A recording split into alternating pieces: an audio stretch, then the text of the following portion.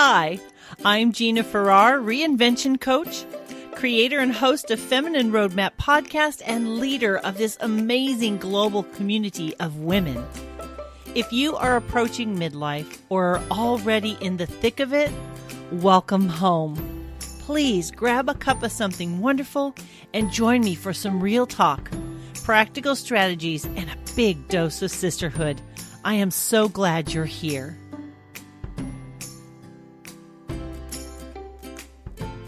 Hello, Feminine Roadmappers. Welcome back to Feminine Roadmap Podcast, the podcast that helps you navigate the challenges and the changes of midlife and how to live your second half more vibrantly. And today our conversation is about lifestyle practices for maintaining a healthy brain. My guest today is Dr. Chad-Larson. He's a naturopathic doctor and a chiropractor. Dr. Chad, thank you so much for being on my show today. Thanks for having me. It is my pleasure. I would love to hear what your progression was to become a naturopathic doctor, and a chiropractor, and how that fits in with the healthy brain message. Yeah, it's definitely an evolving kind of process. I was one of these kids that I like to take things apart. Whenever I would get a new toy or something, I would disassemble it. My brothers remind me of this fact every now and again. And I would more often than not be able to put it back together, but I was always interested in how things worked. And I remember consciously thinking growing up, what it would be the coolest thing to learn how it works, how it functions.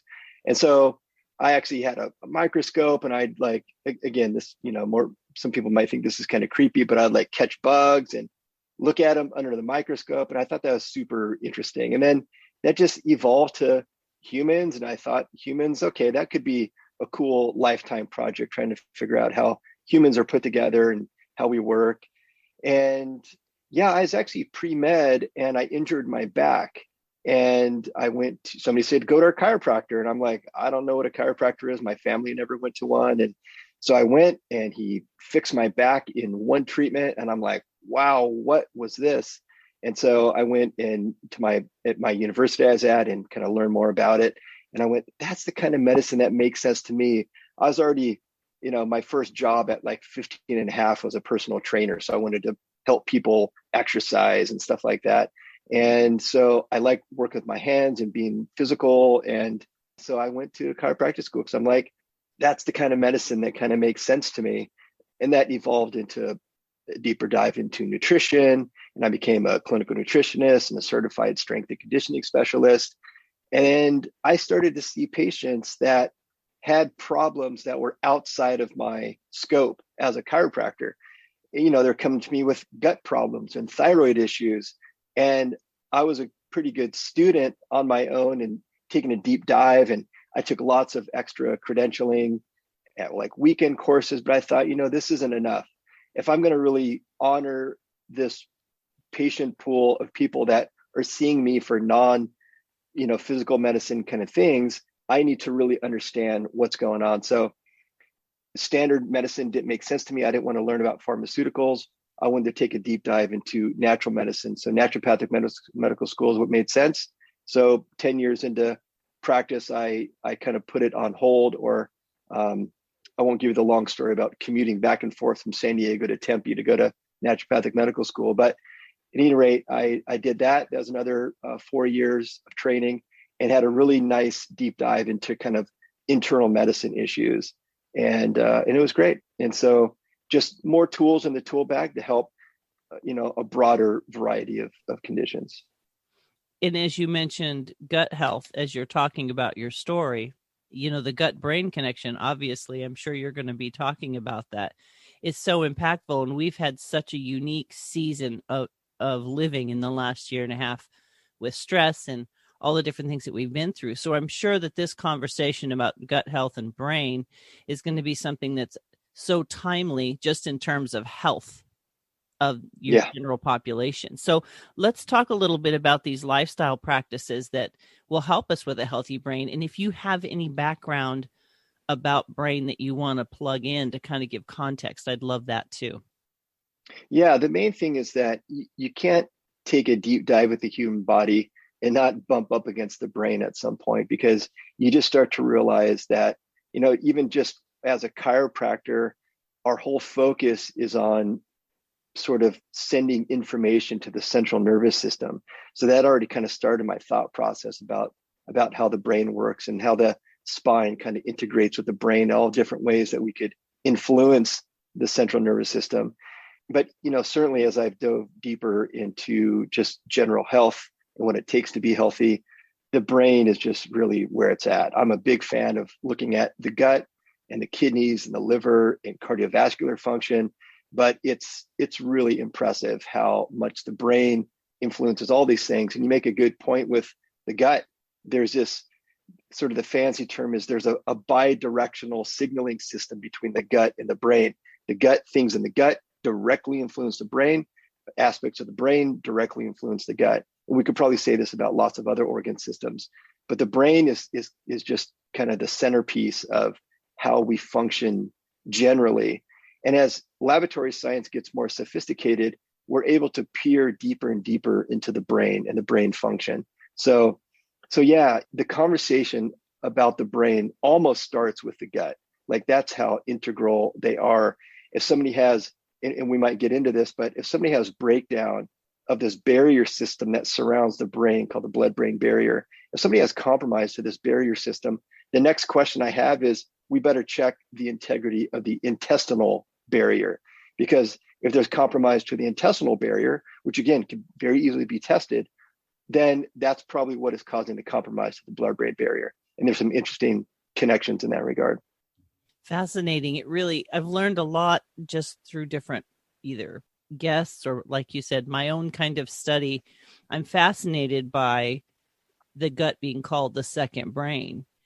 And it came to me as we were talking that it's going to have to be together in the conversation. Maintaining a healthy brain is directly related to the gut, I would think, based on what you're saying right now. Is that true?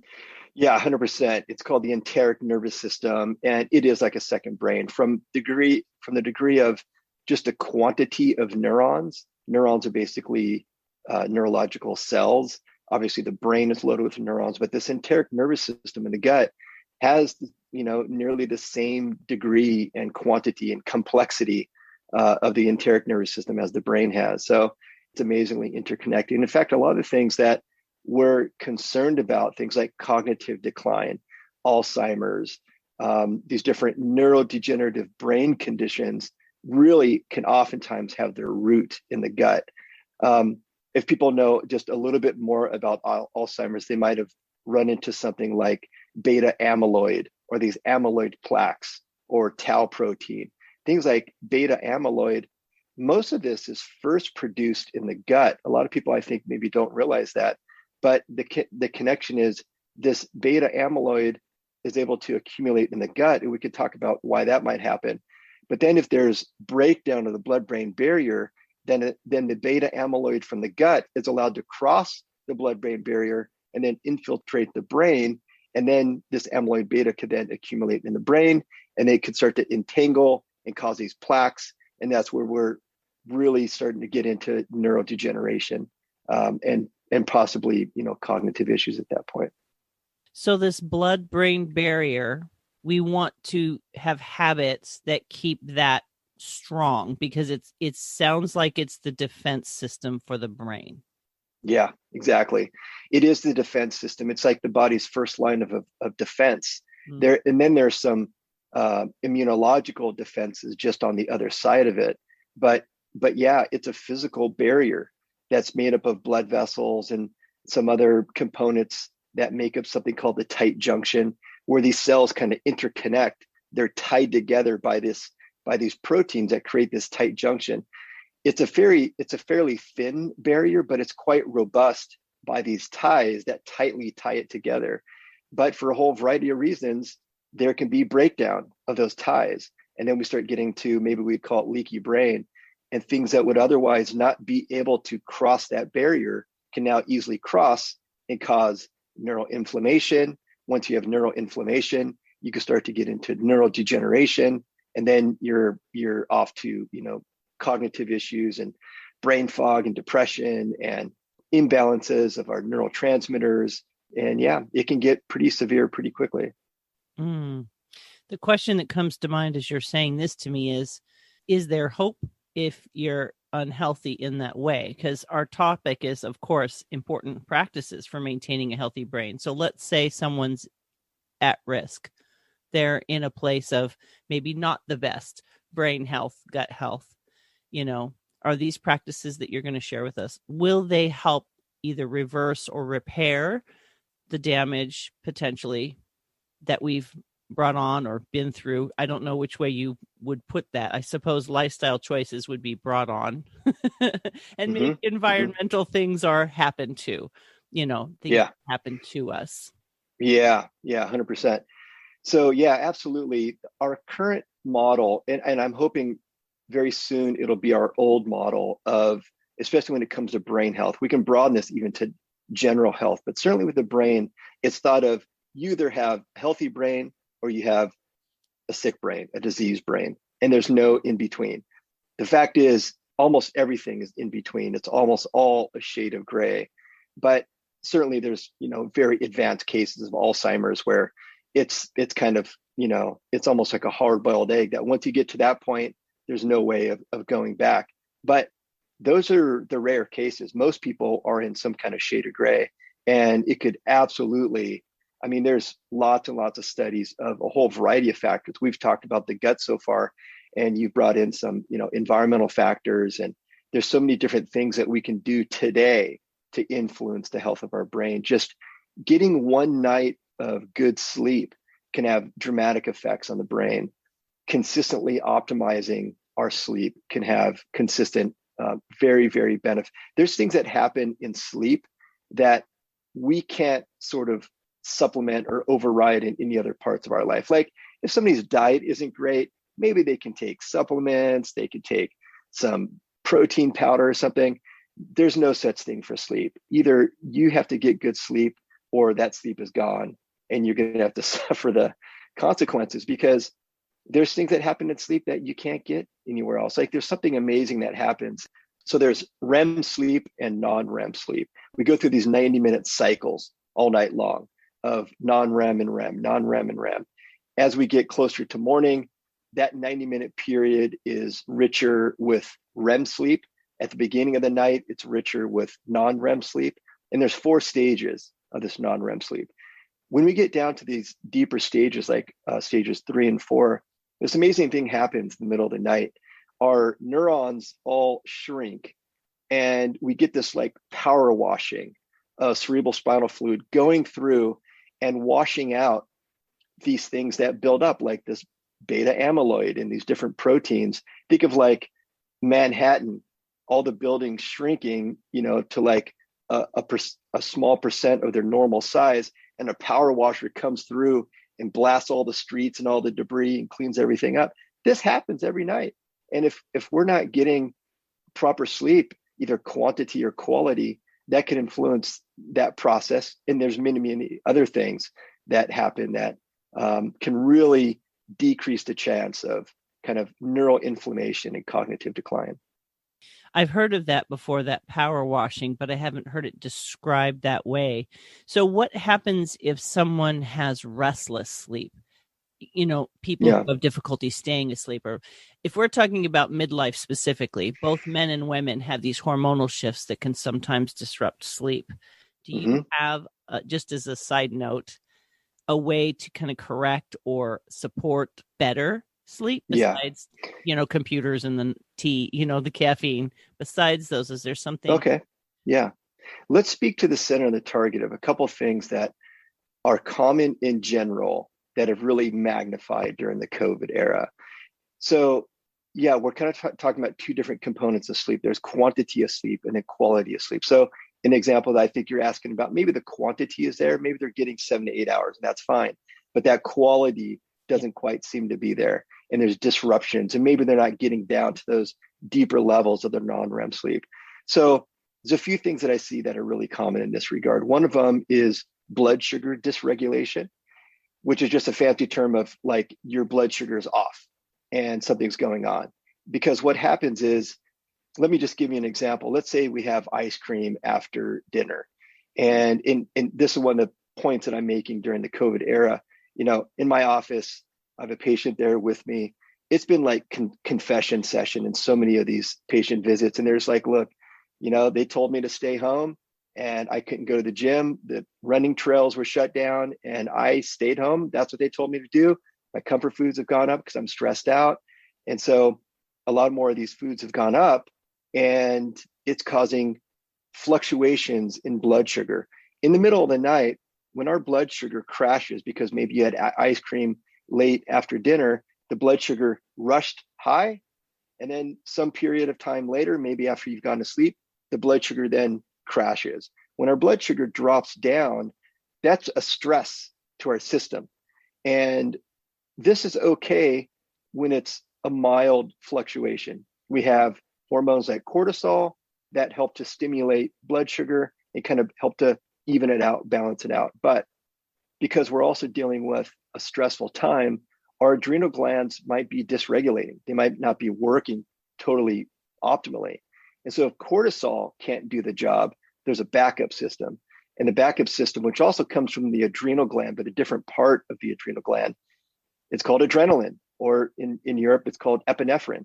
So adrenaline can get released to try to balance out the blood sugar in the middle of the night. However, there's a much bigger price to pay. Cortisol is a little bit of a stimulating hormone. Adrenaline, or epinephrine, is a much more stimulating hormone. It's excitatory. It's going to wake us up. It's hard to fight through these stimulating hormones to fall back asleep. So it's going to disrupt our sleep. We're going to feel like just kind of tossing and turning. Oftentimes it's from that epinephrine or that adrenaline that was released into the system. Another one, unfortunately, is alcohol. Alcohol sales have just gone through the roof during the COVID era. The alcohol companies are like having record years. And it's unfortunate because of the disruption in sleep that alcohol causes. This has been really worked out scientifically. It's very clear that alcohol, while it's kind of thought of as a sedative, so you think, oh, alcohol, it helps me sleep. I feel better when I drink alcohol. I can fall asleep faster. That might be true, but it influences our ability to stay asleep. And we might fall asleep faster. But when you get tested at a sleep center, you're hooked up to something called a polysomnograph. And this is a very detailed evaluation of your brain waves. And they can figure out exactly how much deep sleep, how much REM sleep. It's very clear that alcohol disrupts that 90-minute cycle that happens between non-REM and REM all night long. And so it has a major disruption in that, unfortunately. So those are two really key things that we are 100% in control of. I guess putting alcoholism aside, just, basically drinking on average more than what you used to, that can definitely have a very direct effect on your sleep. And as we talked about, it can have a very direct effect on the general health of your brain. Mm. Mm. I was wondering, when you mentioned the cortisol and the adrenaline, do you see, especially during this COVID era, that that's an increase possibly from anxiety? Yeah. There's a lot of anxiety that's going on. I mean, there's so much, it's important to watch the news and we have to be aware of what's going on, but I think it's being overconsumed by some people. And this could be also come down to certain personality types, and some may have to take news fast just for their own brain health and anxiety, because how is it not anxiety provoking? Even people who don't consider themselves kind of anxious, if you're watching the news or listening to the news, there's so much fear that is being promoted. And in some ways, okay, it is a scary time, COVID, and people are dying, and should we get the vaccine? Should we not get the vaccine? And what's going to happen with the kids? And it's stressful. There's no question about it, but we have to make sure to not overly inundate ourselves with the information. And, they scientifically looked at negative thoughts and positive thoughts. It takes 3 positive thoughts to kind of balance out one negative thought. So we might have, the ratio is skewed majorly these days to the negative thoughts and the negative input from cultural influences. And so we have to really take a concerted effort to balance it with positive thoughts, whether that's reading books that are positive or listening to podcasts or talking with people that are just generally more positive, or just sitting there doing gratitude practice. I mean, this is a great way to, a gratitude practice can be as simple as you write a letter to somebody that you're thankful for. You don't even have to send the letter, just writing it and then tear it up and throw it in the trash. It does, if you want to send it, that's an extra bonus. But, writing 3 things down that you're grateful for and taking one of those, and, as you're really writing down this gratitude, really feel and sense the gratitude that of the thing that you wrote down. Maybe take one of those and expand it into a paragraph. These kind of positive thoughts, and then your brain starts hunting for those things. If you do this regularly every day, your brain's like, okay, she's going to do this again. So it starts hunting for things all day long, because at 8:00 tonight, you're going to make yourself write this stuff down. And so your brain's going to start hunting for these things. And so there's things that we can do every day, all day, to offset, but it's important that we're creating a balance with what we're exposed to. It's more of a brain management system, really, to be careful, be the guards at the gates of your eyes and your ears, I suppose. Yeah. It's empowering to think that we're in charge of that. We are in control of that. Yes, there's things going on in the world and even locally that are going on, and you don't want to be blind to it, but you are in charge of how much you're gonna take in. I mean, the food manufacturers want you to eat, sugar-laden sodas and food all day long, but that doesn't mean that you need to go do it just because that's what they want you to do. That's what the cultural influences are. You're in charge of the decisions that you make. Now that you've segued so beautifully into food, let's talk about healthy diet and how that really, it feels like a Captain Obvious conversation, but I do think, like you mentioned on the alcohol point, like I've seen there's this whole thing about, like wine, for example. People are drinking more wine earlier in the day. And I'm assuming that when we switch over to the conversation about food, there's going to be a similar conversation about foods being consumed, when they're being consumed, maybe even the volume that they're being consumed. So let's talk a little bit about that healthy diet, which I'm sure leads into a healthy gut for brain health. Yeah. Sleep and blood sugar management are probably the 2 most important things that we can do for our brain. So yeah, absolutely. And just like the alcohol's gone up, consumption of high sugar, maybe foods like that, comfort foods that are basically comfort foods are going to be highly processed grain-based foods, your breads and crackers and chips and pastries and cookies and these kind of things. And then, sugar-laden foods, sugary sodas and things like that have really gone up, sharply during the COVID era. And these are major, major risk factors for brain health, because your brain uses glucose as a fuel. So it's definitely important that we have glucose in our system. But just as a quick side note, we don't need sugar for our bodies to have glucose. Glucose is what we call blood sugar. So you think, oh, well, I need to make sure that I'm having some because my body does need glucose. Just as a quick note on that, we do not need to intake sugar for our body to have sugar. We have got fantastic mechanisms in our liver where our liver can make sugar out of all kinds of things, including fat and protein. So even if you're having an extremely healthy diet of, the best animal proteins and a broad variety of plant-based foods, your body can still make plenty of glucose that it needs to. So your brain does use glucose as fuel. The neurons take in the glucose, but sometimes there's too much glucose coming in and the brain's going to take all that in and it's going to try to force the glucose into the neurons. And unfortunately, there's a byproduct of glucose metabolism in the neurons. It's an inflammatory substance called ROS, reactive oxygen species. And it's an inflammatory substance. And if we don't have enough anti-inflammatory substances on board, then that inflammation is allowed to accumulate in the brain. So if we consume more sugary, high sugar content, processed grain-based foods, that's going to show up in the brain. The brain's going to try to use it, and it's going to cause more inflammation accumulating in the brain. And just to be clear, this isn't like, you roll your ankle and you get an inflamed ankle or your knee's inflamed. That's not the kind of inflammation that we're talking about in the brain. We're talking biochemical inflammation.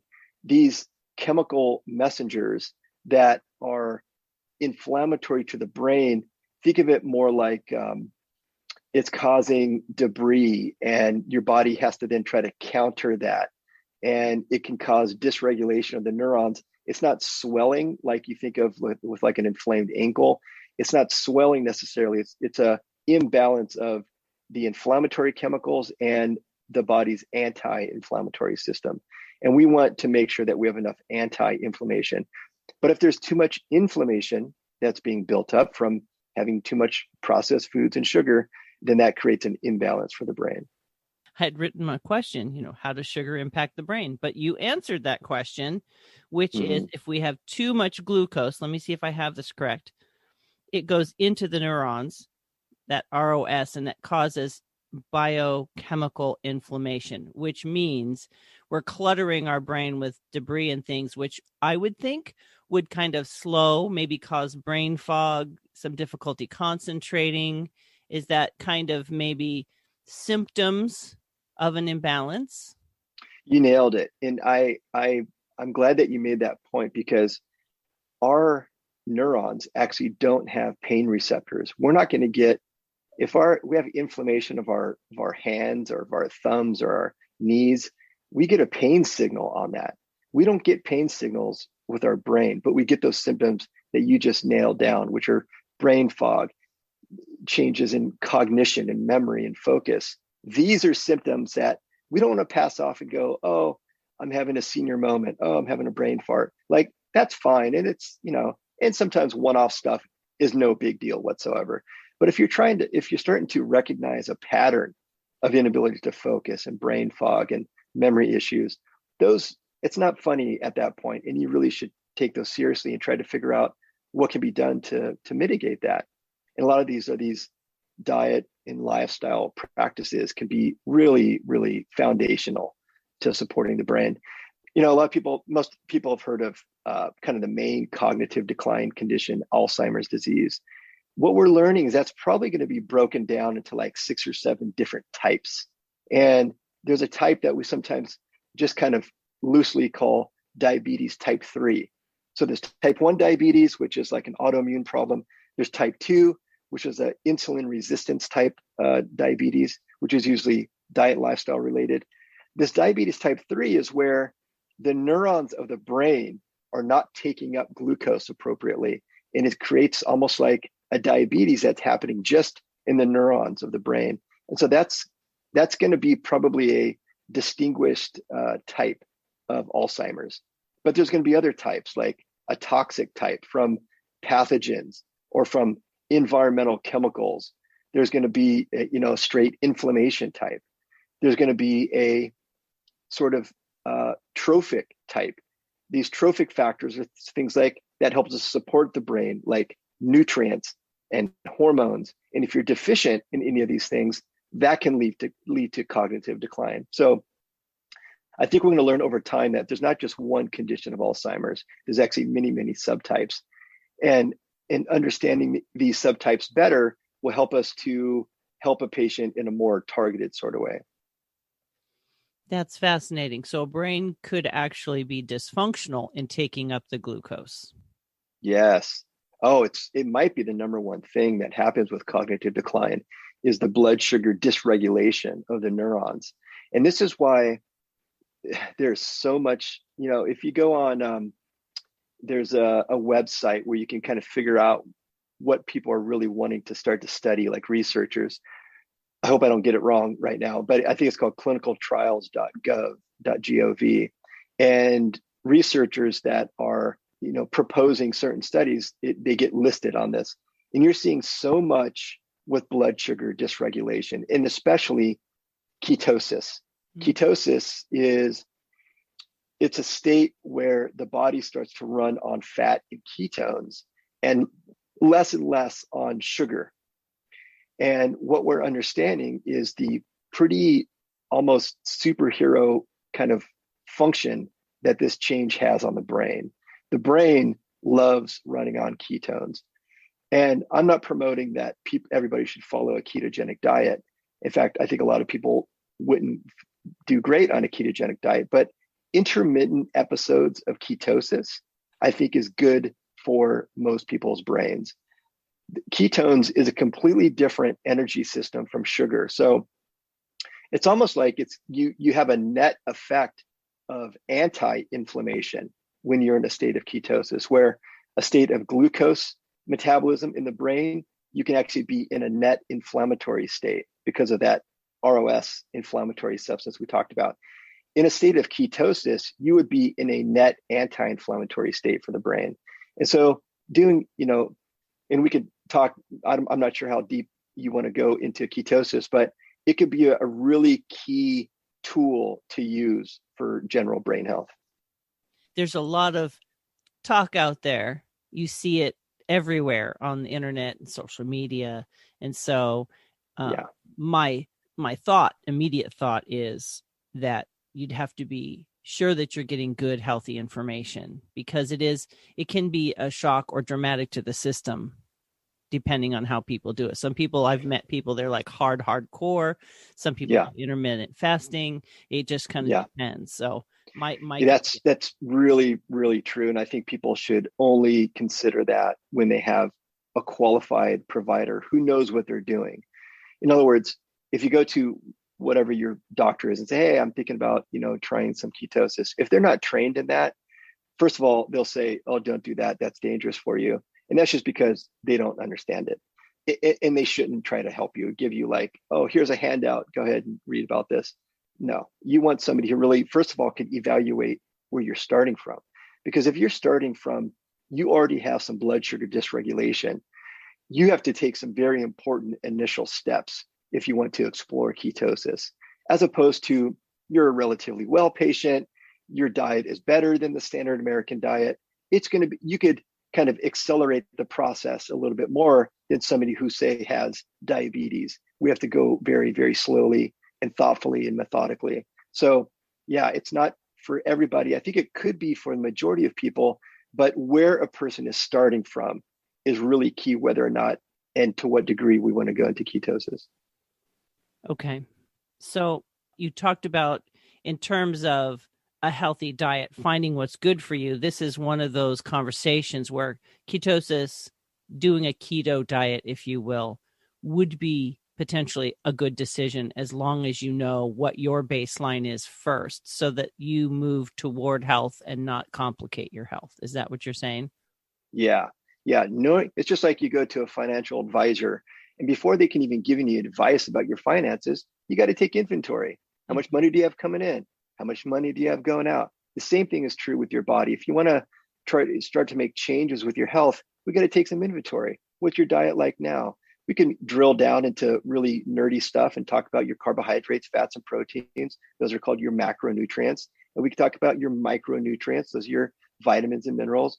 All that stuff can be evaluated. We could, oftentimes do a comprehensive diet diary and kind of find out where you currently are at. And then also looking at the blood markers, looking at your fasting blood sugar, looking at your hemoglobin A1C, which is like a 90-day average of your blood sugar, looking at your fasting insulin, seeing how hard your body is working to maintain your current blood sugar levels with that fasting insulin.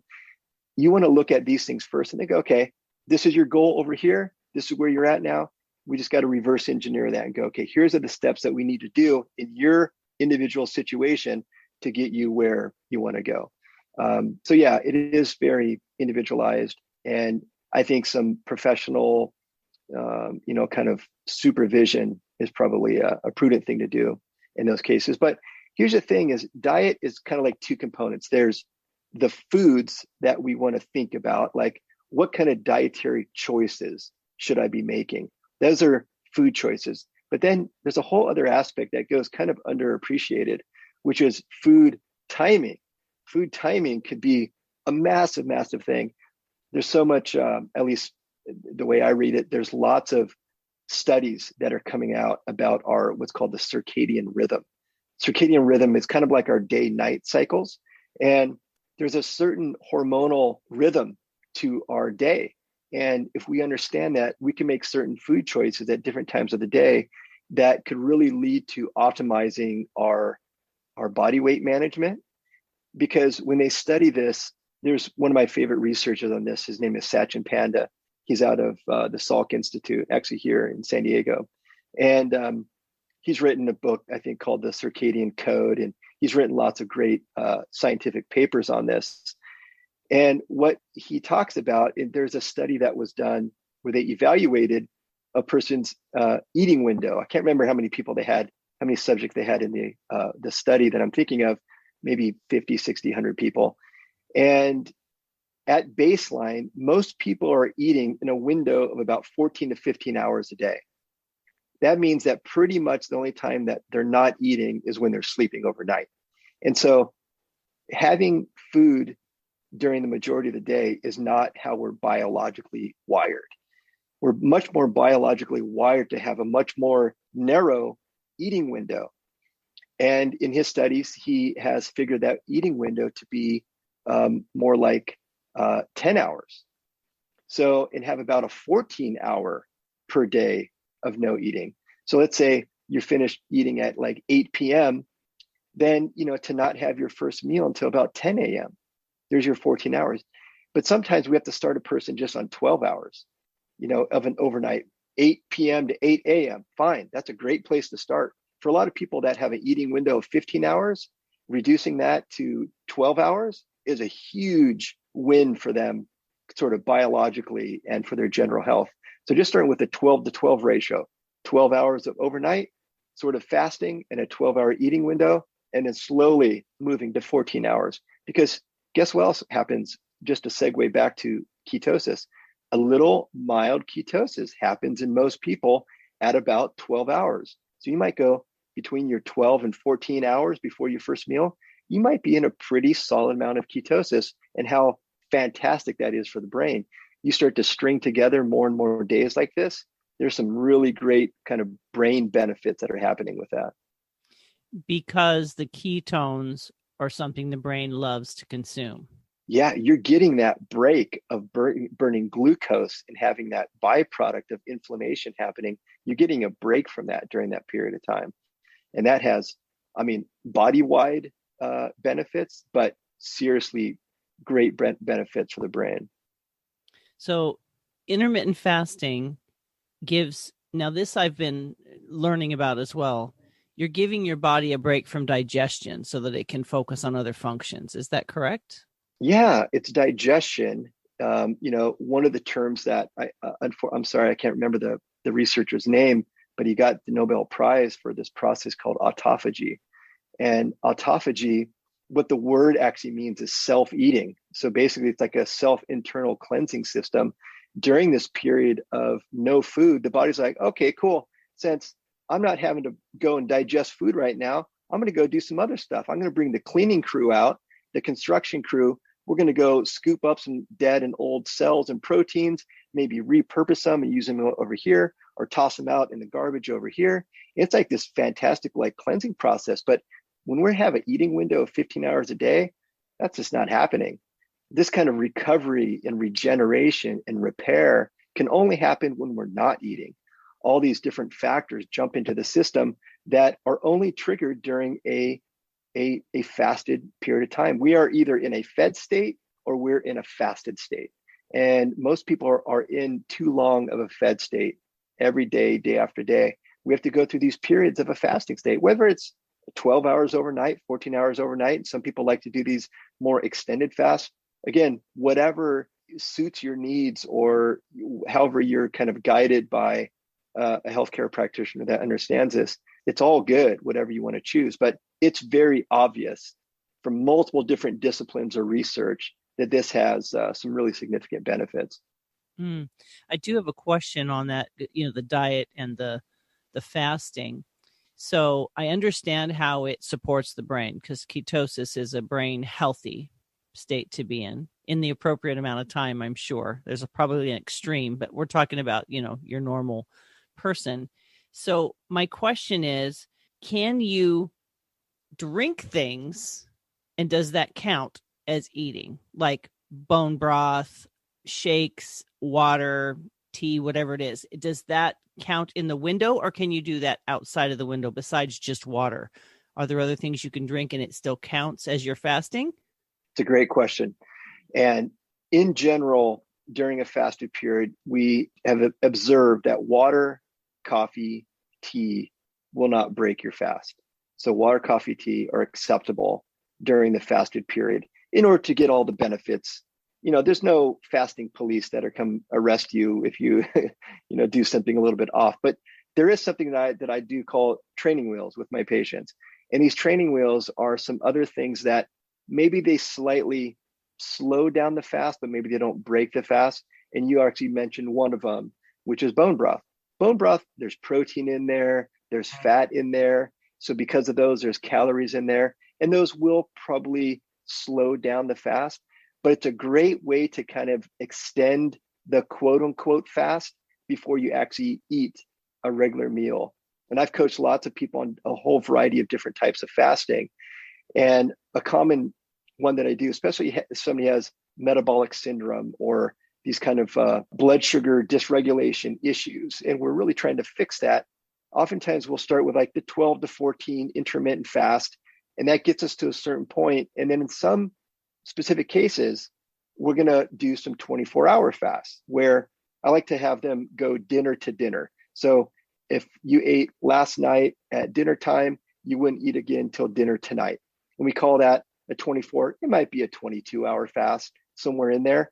But if at, like 3:00, you're going, I'm just crashing, I'm not going to make it until 6:00, have a cup of bone broth. Like, it's okay. It's no big deal. It might slow down the process a little bit, but it's a great training wheel until they don't need that. And that might take a period of time. Yeah, I went through this process myself several years ago. I've coached lots of patients on this. It's a great kind of way to transition. Another one, there's lots of different types of exogenous or supplemental ketones that people can take as a drink or a powder. And you can blend that in water and you could drink the ketones. I would also consider this a training wheel. We mostly want to depend on your own body's production of ketones and not a supplemental source. But during longer periods of fasting, if people need this to extend their fast and kind of train their body to use those ketones, because in most people who follow the standard American diet, and they have for decades, that ketone burning machinery is like not working. It needs to be oiled up. You need to knock the cobwebs off of it. And giving a person some exogenous form of ketones, the body's like, oh, okay, I know what to do with that. I recognize that molecule. Let me get this machinery going so you can start to utilize those ketones as fuel. And so those are a couple common sort of training wheels: bone broth and exogenous ketones. Okay. I have heard about those. I wondered about that. Like, is it like one of those snake oil things, or, there's so much information. And I think back to what we talked about earlier, even that can be toxic when we take in so much information from so many sources on our health, for example, making good choices on that. One of the important lifestyle practices that I got from you was evaluating and eliminating chronic pathogen exposure. I know we're close to the end of our time, but I did want to talk about that environmental piece a little bit, just for a couple of minutes, as we're thinking about brain health and not just what is in us or what we're putting in us, but what's around us. Yeah. This comes from the work of, I mentioned Sachin Panda earlier, the circadian information and the effect on the brain. There's another researcher that I like to read his information. His name is Dale Bredesen. And he has a, kind of brain center, I think maybe out of UCLA. And he's written some books on Alzheimer's and brain function and some really great research papers on the topic. And it was surprising to learn as he, worked on brains of people who have had brain issues, that we can actually find pathogens in the brain. And that, like, you go back 20 years ago, that was not a thing to know that there's actually pathogens and viruses. And, often as people get cold sores from herpes, herpes simplex 1 can cause, basic cold sores. That's like, okay, great, I have a cold sore. But that's a virus. That's herpes simplex 1. And they've actually found HSV1 in the brain. They found bacteria. They found spirochetes from things like Lyme disease in the brain. And so it just speaks to the importance of, okay, we're talking about all this brain stuff, but a lot of the stuff comes through the body, comes through our mucosal immune system. We're in a global pandemic right now. We should all be very interested in the health of our mucosal immune system. The mucosal immune system is that first line of immune defense in our mouth, in our upper respiratory system, in our gastrointestinal tract. It's that area of the body that's directly exposed to the outside world. We've got this great barrier system. We can do some things to really promote a healthy mucosal immune system, and we could do some things to really trash our mucosal immune system. And it's really key that we know what those things are, so that we could help our body, fight these bacteria and viruses that are all around us at all times. We're in a pandemic for a very particular virus, SARS-CoV-2, but we're in a just cloud of viruses constantly. We have more bacterial cells than human cells. Some people might think that that's kind of creepy, but that's just the reality of it. And, a lot of it is packed in our gastrointestinal tract. So we have a skin microbiome, we have an oral microbiome in our mouth, we have a gastrointestinal microbiome. And that's just the nature of it. Our gut has, 2 to 3 pounds of bacteria in it. This is very normal. It's very healthy. It's very important that we have that bacteria, but for a variety of reasons, it can become imbalanced. Components from the gut barrier or components from the gut can break down the gut barrier. Once that gut barrier is broken down, then otherwise substances that would stay in the gut are now allowed to cross that gut barrier, get into our circulation superhighway, find its way all the way up to the blood-brain barrier and cause breakdown of the blood-brain barrier. And these can be tracked all the way back down to the gastrointestinal tract. So yeah, it's multi-layered. And we do have to think about things like our mucosal immune system for our brain. You go, what's something in my mouth have to do with our brain? But it's major. It's major. And it's these interconnections that we want to educate people with, that first of all, just, hey, there is a connection here. Like, that's maybe step one. There is a connection between the health of our gastrointestinal tract and our mucosal immune system and our brain. Like, that's just phase one. Just understand that there is a connection. And then what we can do about that is maybe phase two. Here's some things that you want to think about for your mucosal immune system. Make sure that you're staying hydrated. Make sure that you're getting, the right amount of nutrition. Make sure that you're getting quality sleep. Has a major effect on our mucosal immune system. Eat healthy, high quality foods.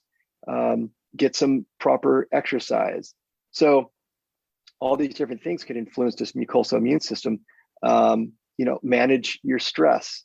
These kind of things have major effects, not just on like, oh, I'm stressed out, but hey, major effects on these different fundamental things like your immune system and your brain health. So the key thing to take home is all these important interconnections between the brain and the rest of the body. It's so fascinating to me what a design our body is and how everything works together. And of course, as I suspected, Dr. Chad, you are a wealth, an encyclopedia of incredible information, and I think that's amazing. But I'm wondering if you could kind of choose 3 anchor points, if you could kind of set someone's feet on a path toward a healthier brain, what would those 3 things be? Yeah, let me relate that slightly to the COVID time, because I think there are such great opportunities at the beginning and then even now to help promote some things for people to help make their bodies healthier, because we know that 95% of those who would get hospitalized with COVID have 4 underlying conditions. And so kind of mainstream thought was, we can't change those things overnight. And that's why we have to do these more, heroic pharmaceutical measures, because we can't change these things overnight. But that's like factually not true. We could actually change things overnight, because let's just go back to optimizing your sleep. There's this important sort of white blood cell superhero called an NK cell, or natural killer cells. I mentioned it just briefly earlier, but if we have, they studied this, and if you just have 4 hours of sleep in one night, your NK cell activity, which remember, like your immune system superheroes, you just have 1 4-hour night of sleep, your NK cell activity plummets to a fraction of its normal activity. But here's what was nice about the exact same study. They used the same subjects and they gave them 8 hours of sleep and re-evaluated the NK cells. They went boom, right back up to normal. So one night of optimizing your sleep can have a really significant effect on this major part of your immune system, the NK cells. So optimize your sleep. That's got to be, if not number one, it's close to it. There's, a tie, I think, between optimizing your sleep and optimizing your blood sugar balance. So that's like numbers 1 and 2 is we have to really optimize our blood sugar. First of all, just staying away from the landmines, staying away from sugar sweetened soda, staying away from foods that have sugar added to it. It's so toxic for our system. Our bodies are not made to have this much sugar. If you think of, okay, I'm going to go get some sugar out in nature. Where are you going to get sugar out in nature? Maybe a little berry that you might find. But if you find a wild berry, it is bitter little thing compared to a lot of the, you get blueberries the size of grapes these days that are loaded with fructose. But, and maybe you'll find some honey or something out in nature. But sugar is supposed to be very, very minimal in our diet. So you really want to feature good, healthy, animal proteins. If you eat animal proteins, just make sure that the healthiest quality that you can find, and a good variety of plant-based foods are so key for all the different phytonutrients. But you really got to avoid the landmines of the sugars and the processed grain-based foods. This stuff is just, frankly, kind of poison for our system and especially our brains. And then I would say, so we're optimizing sleep. We're making sure that we're getting good blood sugar management. I'd say the other one is probably stress management these days. Really make sure that we're managing our stress. We're doing things like we talked about the gratitude practice. We're talking about, taking time for ourselves. Optimizing sleep has a major effect on our stress management and the foods that we consume. So these things can kind of fold in on each other. But, doing some things like mindfulness and taking time for meditation and breathing exercises, these have been so scientifically worked out. This is not some woo-woo kind of stuff. There's like hardcore science on the effects of our neurotransmitters and our stress system with just doing a basic breathing exercise. So, and you can find lots of this stuff on the internet, but I'd say those are probably 3 key take-home things: really optimizing your sleep, balancing your blood sugar, and doing some stress management. I have to tell you that breathing is such a powerful tool for stress relief and sleep. Yeah. I use an app that I listen to because my mind is one of those that it whirs, it's always, something's always happening up in my brain. So I've got stretching and then this app that I listen to, and the very first thing they do in the first 3 minutes is some kind of either visualization or breathing. And I turned it on last night and I don't remember. I woke up this morning going, oh, I don't remember even doing the exercise because now my body's conditioned to the voice, the nature sounds. But breathing has been an incredible tool for me through this interesting season of the world. And it does slow the stress, the anxiety down. I totally agree with that because I use that one a lot. And the meditation, if you can start with 5 minutes, you don't have to be like an hour-long monk, but boy, those 5 minutes can help. Dr. Chad, I'm so grateful that you said yes to me and that you took the time today to share your wisdom. I appreciate the amount of effort and work you've put into training yourself so that you could give this kind of life-saving information to the world. Seriously, this has been a powerful conversation, and I'm so grateful that you took this time to spend with me. Happy to do it. Thanks for having me. My pleasure. Today, I've been speaking with Dr. Chad-Larson. He's a naturopathic doctor and a chiropractor. You can find him at theadaptlab.com.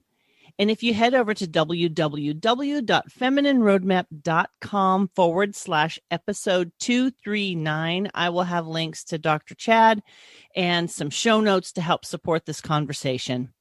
Friends, this is such an impactful thing that we can do, and it's something that's within our control. Find the support you need.